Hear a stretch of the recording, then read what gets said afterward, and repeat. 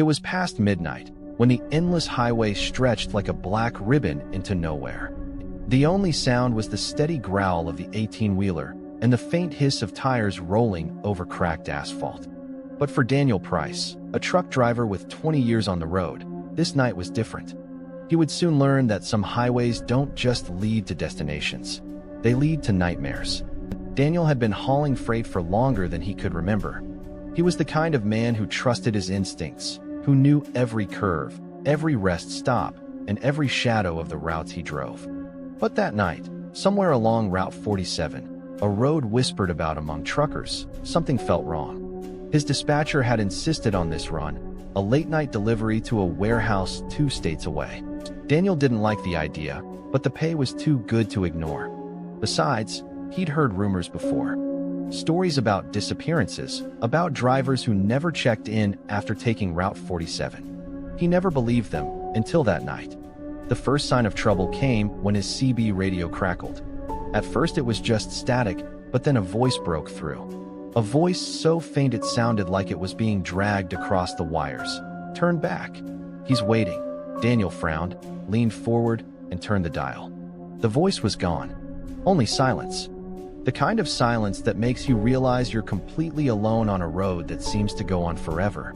The highway should have been empty at that hour, yet Daniel kept catching glimpses in his mirrors. A shadow, too tall, too thin, darting behind the truck. He shook his head, muttered under his breath, "Long, no sleep. That's all it is." But then he saw it. Up ahead, on the side of the road, stood a hitchhiker. Tall, motionless, his face hidden under the brim of a hat. Daniel slowed instinctively, but something inside him screamed not to stop. As he passed, the hitchhiker's head turned slowly, unnaturally slow, following the truck. And then, without warning, the man vanished. One moment he was there, the next gone. Daniel's grip on the wheel tightened. The road stretched further, darker, and the feeling in his chest grew heavier. He pulled into the only gas station for miles, a place lit by a single flickering bulb. The air smelled of rust and gasoline. Inside, the clerk looked pale, nervous. When Daniel asked about Route 47, the clerk froze. "You shouldn't be out here at night," he said quietly. "Not on this road." Daniel pressed him. "What's out there?" The clerk's eyes darted to the glass door, then back. "Some things don't belong on maps. Some things ride with you." Daniel left without another word. But as he walked back to his truck, he noticed something scratched into the metal door of his trailer. Long, jagged marks, like fingernails dragged deep into steel. Fresh marks. He hadn't seen them before. Back on the road, the night grew heavier. Fog rolled in, thick and suffocating. The radio crackled again, but this time a different voice whispered, "Don't look in the passenger seat." Daniel's heart raced. He didn't want to, but something inside forced him. His eyes drifted, and there she was. A woman. Pale, soaked in shadow, sitting in the seat beside him. Her eyes black as coal. Her lips twisted in a broken smile. Daniel slammed the brakes. The truck screeched. The seat was empty. His chest heaved. Sweat rolled down his neck. But the smell of perfume lingered, a scent he knew all too well. His late wife's perfume. The wife who died in a crash years ago. Daniel kept driving, but the road seemed wrong. It twisted, bent in directions that made no sense.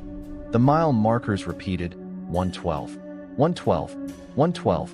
No matter how far he drove, the same number appeared. That's when he noticed the fuel gauge. It wasn't going down. It was stuck.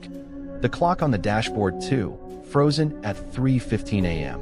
And then, the headlights went out. Darkness swallowed him. The only light came from the reflection in his mirrors. But the reflection wasn't his. In the glass he saw another driver, gaunt, with hollow eyes, grinning. Up ahead, through the suffocating black, Daniel saw a light. A rest stop. Relief washed over him. He pulled in, shut off the engine, and stepped out. The building was old, abandoned. The windows shattered. Inside, the air reeked of mildew. But on the wall, written in blood-red letters, were the words, "Welcome back, Daniel." His legs froze. How could anyone know his name? He turned, ready to run back to his truck. But it was gone. The entire 18-wheeler gone. The parking lot empty. And then he heard it. a voice behind him. The same whisper from the CB radio. "I told you to turn back." He spun around. The hitchhiker stood there, hat low over his face, grinning wide. And that was the last thing Daniel Price ever saw.